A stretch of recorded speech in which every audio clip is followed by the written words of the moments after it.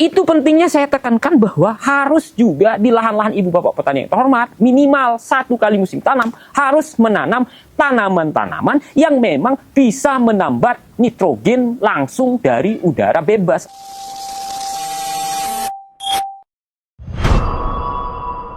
Jumpa lagi bersama saya Wika. Pada video saya kali ini, saya ingin menjelaskan atau ingin menyampaikan sesuatu yang penting. Karena begini, ibu bapak petani yang terhormat, saya selalu bilang di video-video saya sebelumnya bahwa ada tanaman-tanaman tertentu yang tentunya ibu bapak petani yang terhormat budidayakan, yang saya maksud lebih spesifik lagi ya, yang ibu bapak petani yang terhormat budidayakan, itu yang bisa menambah nitrogen langsung dari alam bebas atau di udara bebas. Jadi ada tanaman-tanaman yang memang punya kemampuan istimewa, di mana kita ketahui bahwa nitrogen di alam bebas itu sangat-sangat melimpah. Bahkan di konten-konten kreator yang lain juga sering menyebutkan bahwa N itu banyak sekali terdapat di atmosfer atau di udara bebas. Nah, sekarang bagaimana sih N, ya saya sebutnya N, atau kalau dia di udara bebas itu selalu disimbolkan dengan N2. Ya.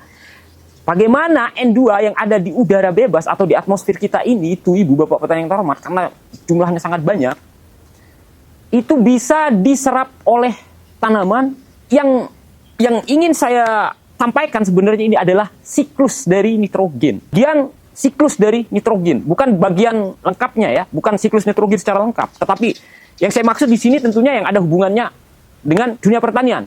Atau lebih spesifik lagi saya katakan dengan tanaman pertanian, entah itu tanaman pangan, entah itu tanaman hortikultura, ataupun tanaman perkebunan, yang tentunya ibu bapak petani yang terhormat budidayakan. Saya langsung mulai saja. Saya mulai dari proses N2. Ketika saya bilang N2, ibu bapak petani yang terhormat, berarti nitrogen itu masih ada atau masih berada di udara bebas. Nitrogen ini, ibu bapak petani yang terhormat, itu punya siklus atau daur. Jadi, ya nitrogen di dunia ini itu nggak habis. Cuman bentuknya akan tersedia di mana? Apakah akan ada di tanah? Apakah akan kembali ke udara? Apakah akan ada di tubuh manusia? Apakah akan ada di tubuh hewan atau di tubuh tumbuh-tumbuhan dan lain sebagainya? Itu punya siklus dia, punya daur di dunia ini. Itulah nitrogen. Bagaimana N2 itu bisa berubah menjadi amonium dan bisa berubah menjadi nitrat. Karena kedua yang saya sebutkan tadi itu amonium dan nitrat, itu yang diserap oleh tanaman. Ada beberapa tahapan. N2 itu sampai diserap oleh akar tanaman sehingga dia akan kembali lagi ke alam bebas, ke udara bebas atau ke atmosfer. Jadi N2 yang di alam ini setelah dia diserap, dipakai, dipergunakan, itu akan kembali lagi. Nah, ada beberapa tahapan. Tahapan yang pertama, N2 itu harus difiksasi. Difiksasi oleh tanaman yang memang punya kemampuan istimewa yang sudah saya bilang tadi itu, ibu bapak petani yang terhormat. Jadi, tidak semua tanaman di dunia ini mampu memfiksasi. Fiksasi itu kalau bahasa sederhana kita apa ya? Mengikat ibu bapak petani yang terhormat, mengikat. Jadi ada tanaman-tanaman spesial yang memang punya kemampuan itu. Saya sebut saja, itu namanya adalah tanaman-tanaman leguminose atau tanaman-tanaman yang berbuah polong. Contohnya apa? Yang paling real itu adalah kedelai. Selain kedelai, ada kacang-kacangan. Pokoknya yang berbuah polong. Berbuah polong itu yang bisa dibuka, ketemu biji-bijian seperti itu. Nah, itu yang punya kemampuan. Kenapa? Karena tanaman legum ini sangat istimewa. Karena tanaman-tanaman legum ini, ibu bapak petani yang terhormat, punya yang namanya nodul. Nodul itu kalau bahasa kita bintil akar. Bintil akar. Di mana di bintil akarnya itu ada bakteri-bakteri. Bakterinya itu namanya rhizobium. Bekerja sama lah dia antara bintil akar dengan bakteri rhizobium itu. Bekerja sama dia. Nah, sehingga tanaman-tanaman itu bisa mengikat nitrogen langsung dari alam. Nah, proses pengikatan nitrogen yang masih berada di udara bebas tadi, itu yang dinamakan dengan nama fiksasi. Setelah fiksasi, tentunya nitrogen itu akan berubah yang pertama menjadi amonia. Setelah amonia, di situ terjadi peran enzim urease yang sudah saya jelaskan, ya. Enzim urease di situ berperan. Bereaksi lagi, dia akan berubah menjadi NH4. NH4, ibu bapak petani yang terhormat, NH4 plus di sini. Karena bereaksi dengan air, enzim urease itu. Itulah yang menyebabkan amonia itu berubah menjadi amonium. Tentunya ada air sama ada enzim urease di dalam tanah. Nah, selanjutnya Ibu Bapak petani yang terhormat, karena amonium kan sudah bisa diserap langsung oleh tanaman. Selanjutnya akan bereaksi lagi dari amonium, itu akan bereaksi menjadi nitrit. Setelah nitrit akan berubah bentuk menjadi nitrat. Dari amonium ke nitrit, ya, itu ada 2 bakteri yang berperan di situ. Yang sangat membantu. Harus ada itu bakterinya. Ya memang sudah ada kalau memang di tanaman-tanaman legum, di rhizosfernya itu, rhizosfer, zona perakaranya itu pasti ada. Bakteri itu namanya adalah bakteri Nitrosomonas sama Nitrosococcus. Jadi 2 bakteri itu yang berperan mengubah amonium dalam bentuk nitrit. Atau bahasa lainnya itu mengubah NH4+ menjadi NO2-. Jadi ada bakteri yang 2 itu. Namanya adalah Nitrosococcus dan bakteri Nitrosomonas.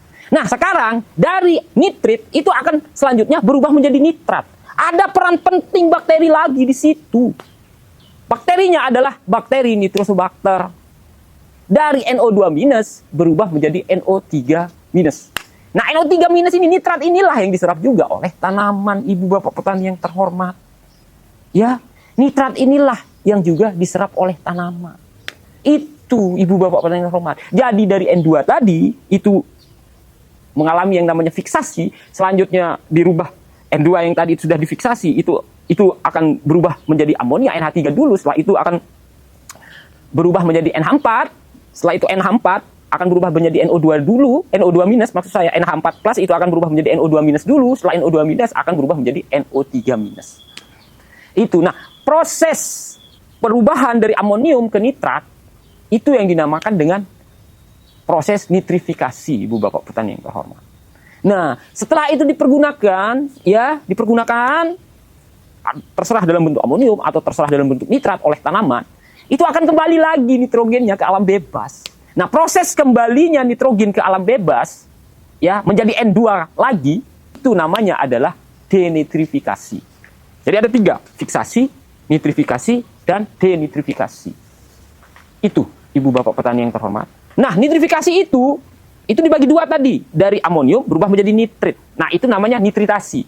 Dari nitrit berubah menjadi nitrat, itu namanya nitratasi. Jadi nitrifikasi itu ada 2 tahapannya, itu nitritasi dan nitratasi. Di mana nitritasi itu dari amonium berubah menjadi nitrit, sementara nitratasi dari nitrit berubah menjadi nitrat.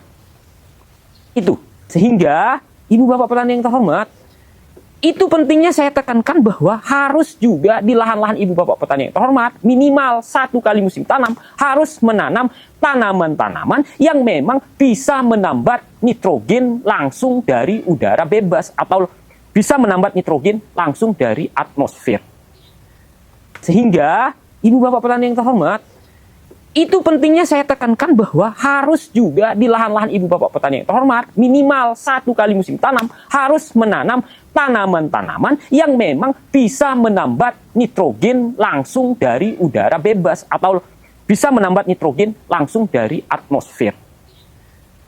Harus ditanam legum ini, tanaman legum-legum ini. Terserah mau nanam kedelai, it's okay. Mau nanam kacang tanah, it's okay. Dan lain sebagainya. Silahkan. Kacang hijau, silahkan Ibu Bapak petani yang terhormat. Silahkan. Silahkan. Harus minimal di 1 musim tanam di sepanjang tahun ini. Ya, mau nanam di MT3, it's okay. MT2, it's okay juga. Asal jangan di MT1 ya, karena MT1 itu MH, Ibu Bapak petani yang terhormat. Itu usahakan ya padi lah kalau di situ.